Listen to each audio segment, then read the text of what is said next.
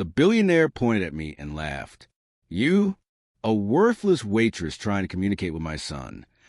His friends joined in, mocking me like a pack of hyenas. But when I finally spoke up, the entire restaurant went silent. What happened next didn't just humiliate him. It destroyed his reputation forever. This is my story. You won't believe how it ends. My name is Mary, I'm 26, and I live alone in a tiny studio apartment on the east side of the city. The kind of place where the walls are so thin you can hear your neighbors breathing. No husband, no kids, no family, just me, surviving day by day. Most nights, I drag myself home after work, heat up some instant noodles, and fall asleep wondering if life will ever get easier. I work at the Golden Palm, an upscale restaurant where the wealthy come to flaunt their money. The chandeliers sparkle brighter than the smiles, and the cheapest bottle of wine costs more than my rent. I've worked there almost 2 years. The customers treat us like furniture, my coworkers gossip, and my manager, well, he knows I won't complain. I need the job too badly. 3 days before that night, I got an eviction notice. Pay $1,800 or get out. I checked my account. $340. That's all I had. I sat on my kitchen floor and cried until I couldn't anymore. Then I got up, washed my face, and went to work. Friday night, the busiest night of the week. The kitchen was chaos. Steam hissing, plates clattering, and voices shouting over one another. That's when my manager gathered us all together, looking nervous. Christopher Hartwell is dining with us tonight. Every waiter froze. Christopher Hartwell. The name alone could silence a room. 45 years old. Tech billionaire worth over $6 billion. He owned skyscrapers, hotels, even the building our restaurant was in, and he was infamous for how he treated people in the service industry.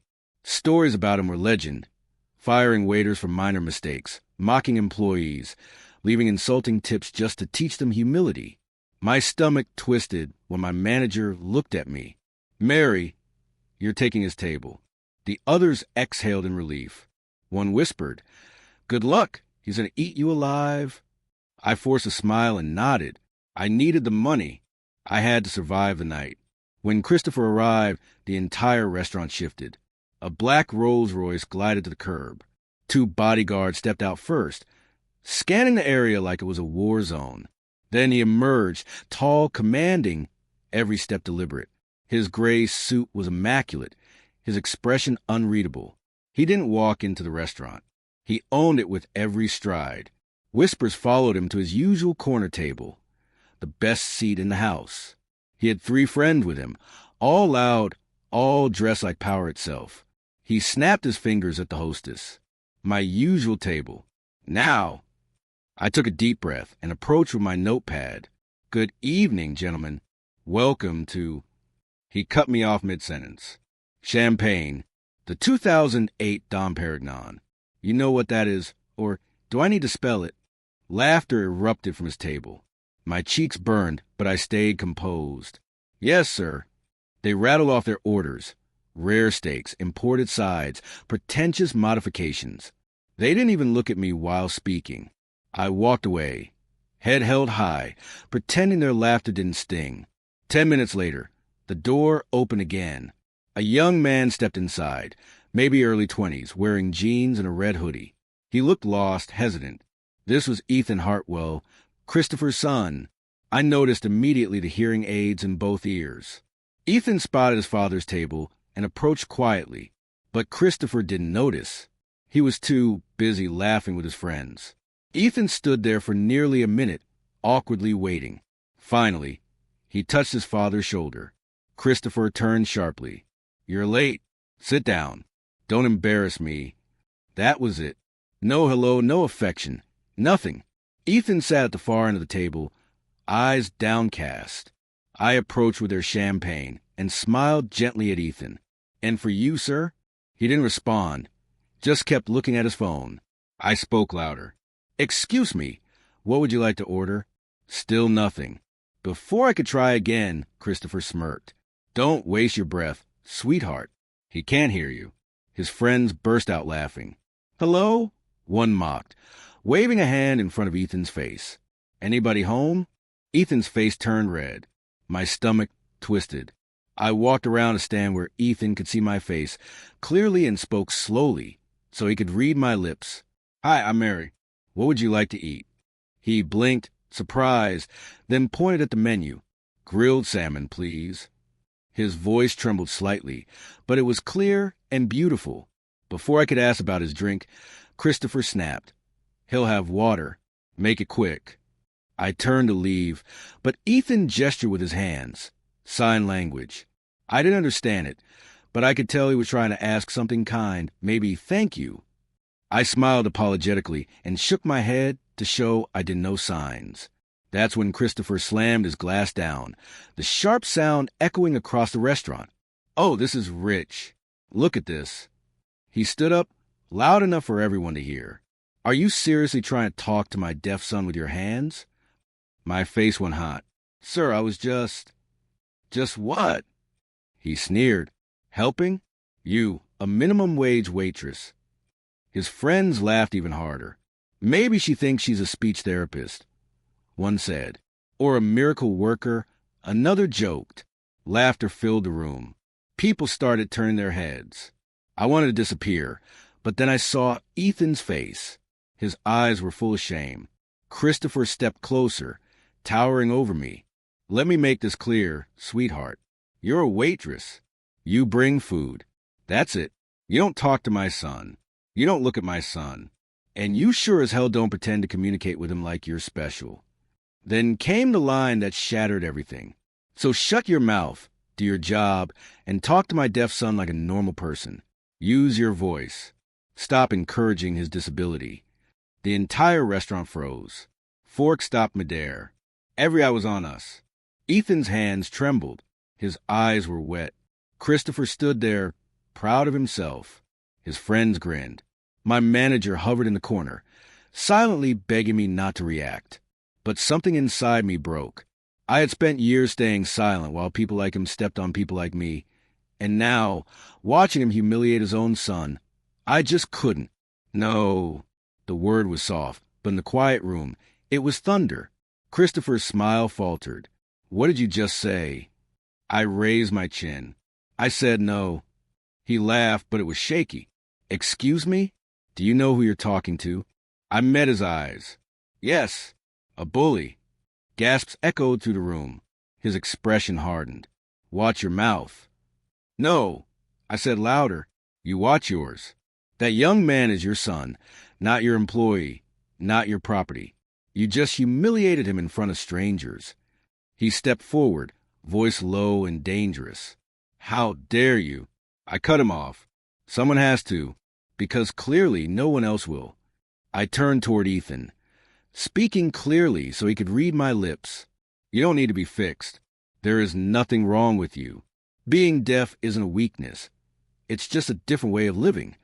Ethan's tears fell freely now, but behind them there was something new, strength. I turned back to Christopher. "The only person who should be ashamed here is you." Christopher froze, and for the first time that night, he looked small. The mighty billionaire, stripped bare in front of everyone. He opened his mouth to speak, but no sound came out. His friends sat in stunned silence, staring down at their untouched food. Then one of them quietly stood up and walked away. Another followed. Within moments, Christopher was standing there alone, surrounded by the sound of applause. I didn't say another word. I simply placed the bill on the table and turned away. My hands were still shaking, but not from fear anymore. From relief. From power. That night, I walked home in the freezing rain, unsure whether I still had a job. But strangely, I didn't care. I'd stood up for something that mattered, for someone who deserved better. What I didn't know was that a young woman sitting near the back of the restaurant had filmed the entire confrontation. She was part of the deaf community, and she posted it online with a caption, "Waitress destroys billionaire for mocking his deaf son." By midnight, the video had over 100,000 views. By morning, it had exploded past 10 million. News anchors replayed it on live television. Talk shows debated it, and the comments section flooded with support. This broke my heart. She's a hero. That young man deserves better. People all over the world spoke out. from deaf advocates to human rights organizations. The hashtag Stand With Ethan began trending globally. The story spread faster than wildfire, reaching every major news outlet by sunrise. Meanwhile, Christopher Hartwell woke up to a nightmare. His name was everywhere, for all the wrong reasons. Billionaire publicly humiliates deaf son. CEO's cruelty caught on camera. His PR team begged him to apologize, but it was too late. His company's stock plummeted. Investors pulled out. Board members called for his resignation. His social media was flooded with millions of furious comments. Protests erupted outside his headquarters. The very empire he built on arrogance began collapsing, one headline at a time. By the end of the week, Christopher Hartwell was forced to step down as CEO. Sponsors and business partners cut ties. His reputation was gone, completely destroyed by the same pride that once made him untouchable. And me? I woke up to something I hadn't felt in years. Hope. My phone wouldn't stop buzzing. Thousands of messages from strangers thanking me. Job offers pour in from restaurants, hotels, and organizations who wanted people like me, people who cared. I even got a message from a deaf advocacy group offering to pay for my sign language classes. Then one message stopped me in my tracks. From Ethan Hartwell subject, "Thank you," he wrote. "You didn't just stand up for me. You reminded me I have a voice worth hearing. I want to meet you, if that's okay." A week later, we met at a quiet coffee shop. When I saw him, he looked lighter, freer. He smiled. A real smile, not the nervous one from the restaurant. "I moved out," he told me. "I'm living on my own now. I cut contact with my father. I'm learning sign language again and volunteering at a deaf youth center. For the first time, I feel proud of who I am." I smiled through tears. "You should be." He reached across the table and signed something, slowly, so I could follow. Then he said, "I'm teaching you this next time." We both laughed. Since that night, everything has changed. I got hired at a new restaurant that treats its staff like family.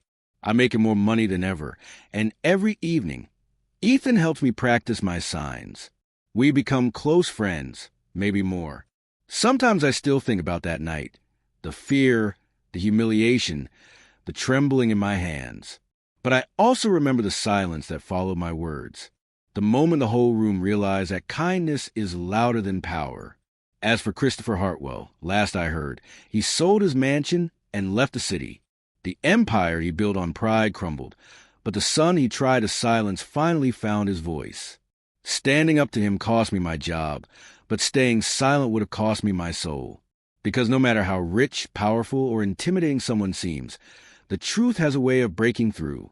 And sometimes it only takes one person to speak it. If this story moved you, don't forget to like, share, and subscribe. You never know who might need to hear that being different isn't broken, and that one act of courage can change everything.